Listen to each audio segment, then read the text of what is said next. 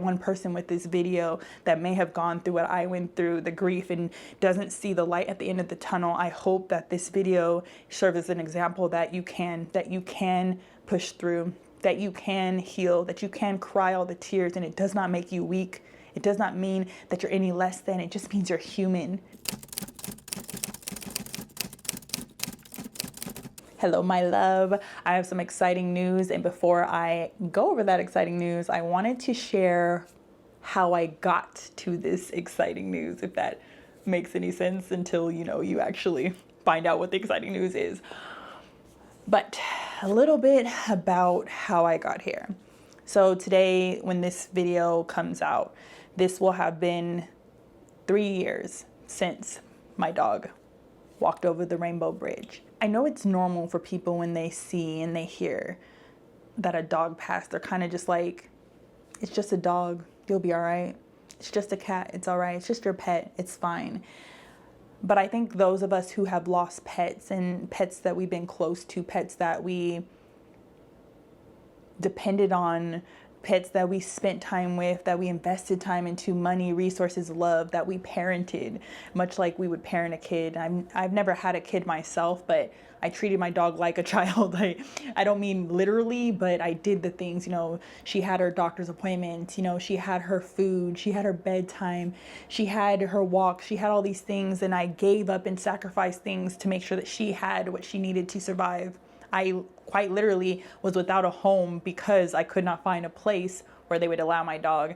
And I know that there's people who've given up animals for littler things, and I literally kept my dog through the struggle of finding a home. And that story is for another day. But what I want to talk about today is how my dog leaving this world had such an impact on me that it triggered me to change into the person that I am now, the person that I am still striving now to be. I want to talk about how grief kind of shaped this, and how finally being able to release, finally being able to be honest about what I was, like where I was in life and how I was feeling, how that freed me, how that changed me, how it helped me to evolve. And I think it's just such a beautiful thing. And what I could recall about that morning, and I could recall so much, but I want to share the highlights, is sitting there with my dog, and bear with me because I'm doing my best to make sure I don't get too emotional about it. Not that I don't want to, it's just because I want to be able to do this video and be clear about what I'm saying. But in that process of realizing that I had done everything I could to be able to keep my dog alive, because she had something called Transitional Cell Carcinoma, which is bladder cancer. And I had fought for over 2 years, doing my best, trying to keep her alive. Because when I had got the news, her veterinarian told me that she would have maybe 2 months to live. And I was, quite frankly, shocked at that information, because my dog was normal. My dog was always crazy. She was always running all over the place. She was always barking and talking back and doing, she was very feisty, like, especially with me. Like, I think that's why I loved her, because she reminded me of me, like that fierceness, but also that love she had for everyone that she loved. Like, she loved you, like she knew you, and she loved you hard. She was defending you till death. She protected your kids. So all my cousins who had babies, she would protect them like no other. And then she had that fierceness about her. And I just couldn't believe it. I was like, what? What do you mean she only has 2 months to live? And I was like, is there any other options? And she said, well, no. She said, you could just, wait it out, or you could do radiation or chemo. And I'm like, chemo, radiation? Like, that's going to make my dog's spirits go down. Like, she's still eating. She's still thriving. She's still being her same exact self. And so when I first got that news, obviously I was numb. I don't even recall crying. Like, I remember wanting to cry, but I couldn't cry. And that was kind of the first step of this journey of, like, that grief part, like getting the news that your dog is going to die in 2 to 3 months. And you're just like, what? It was numbing. It was, I don't even know, like, the word. It felt some kind of way, because what do you mean this dog that I've had in my life for a decade is going to be gone because of bladder cancer? I was like, and she looks normal. She looks fine. So after I got over that period of grief of like being in shock and being sad and being just feeling like lost, I was like, you know what? My personality is to find a different way. I've seen people who've had different forms of the big C, and they've came out by changing their diet, changing their mindset, by believing bigger and better, and not always depending on what the doctor said, not taking the doctor's word, the doctor's diagnosis as the last word, because in the end, God has the final say. So I started researching and looking at doggy cancer, just cancer in general, and remembering all the things that I kind of had learned over the last few years, the last decade, 2 decades of my life. I thought of my Uncle Michael, where he always said, don't let the diagnosis kill you. I saw how he had an illness that they said would take him out, but he lived decades and decades and decades and decades longer than that. And I started thinking to myself, what if I applied the concepts that he told me, the concepts that I've learned with my dog? And so I went on this journey, this like deep dive on how can I help her live a quality of life. My point wasn't to get rid of the cancer. My point was to be able to help her live and live well for as long as she could have, if it was 2 months or if it was 2 years.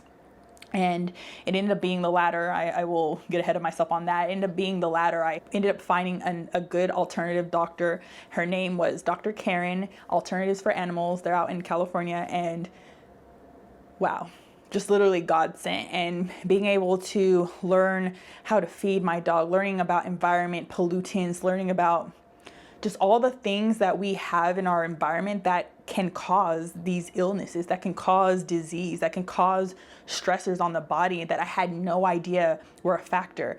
I learned how dogs should really be eating, not how they've been eating. Like I learned about all the different dog foods that were toxic, like had so many terrible ingredients, and we're feeding them to our dogs because they're more affordable. Or even the kind I was giving my dog a certain brand, and I thought it was a good quality brand. I was paying more than my average friend was paying for their dog food, but yet once I looked at the ingredients, it was just as crappy as the other brands. And again, I'm not naming brands on here. You could do your own work or you could DM me separately and I could share those brands, but I'm not going to go online right now and bash different companies. That's not what this video is about. The video is about the process of learning. It's like how I got to where I got to now is learning about food as medicine, learning about how your mentality, what you're speaking and thinking affects your reality, learning about all these things. It happened in a very real sense when the day my dog was diagnosed with transitional cell carcinoma. It's like literally altered my life. And I remember she was going on a raw diet. She was eating raw food, like how dogs, wolves, wild beasts eat. She had supplements, like she was doing everything well. Like she was eating better than me, honey, because I'm living in the Bay Area in the middle of the pandemic, and like it was already hard at that time to pay the rent you're paying plus live and then have an extra expense. That's what I would have said at the time, an expense of doing these things. But I didn't care. I did whatever I had to do to make sure that I could feed her and give her the things she needed. And to make this long story short, because again, as you might have caught, this was 2019, 2020, when all this was happening. So it's been 4 years now since around that time. I changed, like it changed me. And what is crazy is I had 2 years to prepare. 2 years to prepare for the day that I knew she would go. And yet, the day when I knew it was going to happen, I couldn't accept it. Like I didn't want to. And the only reason I could do it was because I saw one of my cousins who there was a freak accident and her favorite dog. She had a lot of dogs, but that was her favorite dog. And she had to put her dog down. And I know so many people would have done anything they could to try to keep that dog alive. But she, out of love, because she knew her dog would never have the same quality of life, she let him go. And that, I think, is what allowed me to get to this point of knowing that bladder cancer is painful. And I saw how she toughened it. She not even struggled through it, because the whole time she was pushing through. You would have had no idea the girl had cancer until the last, like maybe month or two. And she was so tough and so resilient, and she still was there for me when I was going through it. She was still there. And I'm so grateful that God put this dog into my life. I'm so grateful. Rain, her name is Rain. Rain, she changed my life, like in so many ways. But this battle, this war within herself, it changed me. It healed me and changed me. And that day, on the 23rd of July in 2021, I knew. I got the report, I got the information, and all I was doing was waiting for Dr. Cheryl to have the opening to be able to help my dog transition, because at this point there was nothing we could do. Her organs would start to shut down. And I remember going through that process, and I have never cried the way I cried that day. Never. I have never heard the noises that came out of my mouth that day. I've had people in my life die, and I've never, the way my heart broke when she took her last breath. When she took her last breath, I felt like I failed. And I'm telling you this, it's not how I feel. This is not how I feel now. This is how I felt then. I felt like a failure. I did everything right. But how did we get here? How did we get here? And I'm telling you this because if you recall in the beginning, I said it wasn't about keeping her alive. I knew that there was a possibility she wouldn't, more than likely she wasn't going to make it. I wanted to give her the best quality of life, but yet in my selfishness, I wanted to keep her. I felt like I could keep her because she was there for so long, 2 years with cancer, over 2 years with cancer inside of her, and she was thriving until the very end, really. And that is what set me up to become who I am now. That's where I started to think differently. I was able to cry. I was able to be emotional about things. I was able to relate to people more now, because it's like all those years of bottled up anger, bottled up fear of not wanting to be seen, not wanting to be heard, not wanting to talk about and face the darker parts of myself, or the things that I felt like I was flawed in. It all came out. It all came out on that day, in the days after, in the months after. And I tried so hard to just do the grieving process, to do the crying, to forgive myself, to forgive God, to do all these things. And some days I didn't want to do it, but over time I started to face myself. I started to journal more. I started to create more. I started to let go of things that were no longer serving me. I started to separate myself from things. And that process, that death that happened with Rain, it's almost like I died to myself too. I died, a different version of myself died, and a new one came about. I birthed a new one. And now 3 years later, I just see all the ways I've changed, because I thought I didn't change. I was still beating myself up. I still, until a few months ago, was still blaming myself for my dog dying. But then it just dawned on me one day is that, no, Lana, you were the best mother that you could be at being that. I was young when I first got her. I was young, and I made decisions. I did things for her. I was like, you did those things. You sacrificed time, space, and money for your dog when there's so many people who wouldn't even do that. If you could do that for your dog, for Rain, why can't you do that for you? Why can't you love on you? Why can't you respect and cherish and see the beauty in you? You saw it in your own dog, but it's like you couldn't see in yourself. And like I said, that moment just propelled me into change.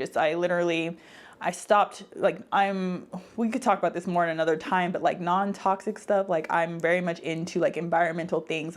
I pay attention to what I'm putting in my body. Now, I haven't done as well as I used to do because I was kind of going through a depression, but in general, I understand, and as a concept as a whole, I know what I have to do. I know the things that I need to limit or expose myself to less, or the things that are better for me. I understand those things because of what I learned with my dog, what I learned with other people in my family who've had the big C and survived, people who had the big C and didn't, people who lived decades with sicknesses where they were told, they were given a diagnosis that they shouldn't have been there that long. I've learned and I've grown. And this video is one, yes, to introduce the thing I'm excited about, but also to, as a remembrance of Rain, a remembrance of the version of myself that I used to be, of the girl who didn't want to be honest about who she was and what she felt. And now it's like, I'm free. I will cry with you. I will cry on a camera. I will cry with my friend. I will not judge them. But before, I was not like that.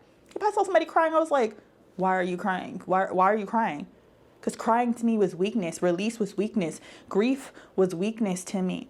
And now that I see the beauty in grieving, in the rebirth in grieving, I see the love in grieving, and how you get to grow. It's like rain, like, rain falls from the sky. That's why I named my dog Rain. I love the rain. Rain brings life, right? It rains and then things grow. It's the same thing. I cried my tears and things started to grow within me. And now I'm finally embracing them, facing myself in the mirror and doing the things that I know I was called to do. And one of those things being what I want to share with you today. So I came to this realization about a week ago as of recording this video, because I don't know what today is, but it's the week before the 23rd. I came to a realization that I wanted to start a blog, because I've been saying I wanted to start a blog since I was a teenager. I'm 33 years old right now. And I was like, you've been saying you're going to start this blog for years. It's like, why not now? And my first post is about grief. It's about Rain. It's about her story. It's about all the things I just mentioned and then some. I think it's pretty short and sweet. I don't know.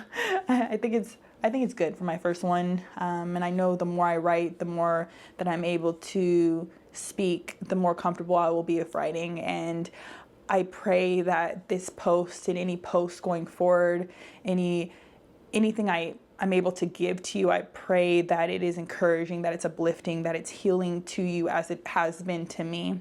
And if I can just get to one person with this blog or one person with this video that may have gone through what I went through, the grief, and doesn't see the light at the end of the tunnel, I hope that this video serves as an example that you can push through, that you can heal, that you can cry all the tears, and it does not make you weak.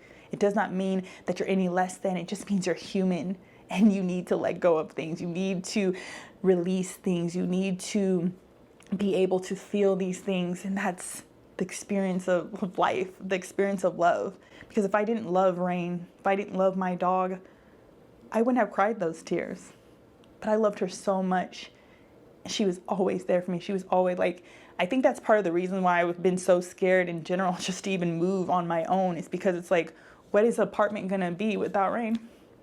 I could hide it. I could fake it here with my family because they're here. Somebody's here. But what is it going to be like? What do I have to face? What am I going to face when I'm by myself in my own apartment or my own house? And that's a fear that I'm going to face anyway. I will be moving out on my own. And the goal is within the next 6 months. So that's a goal I put out there. So you guys hear me there. That is the goal within the next 6 months, or probably first quarter of 2025. But I'm human and I have the same thoughts and feelings as you. And I pray that this blog and this video, like I said, is a blessing. So yes, the blog, everything for that will be in the description, the website, sign up links, all of that good stuff.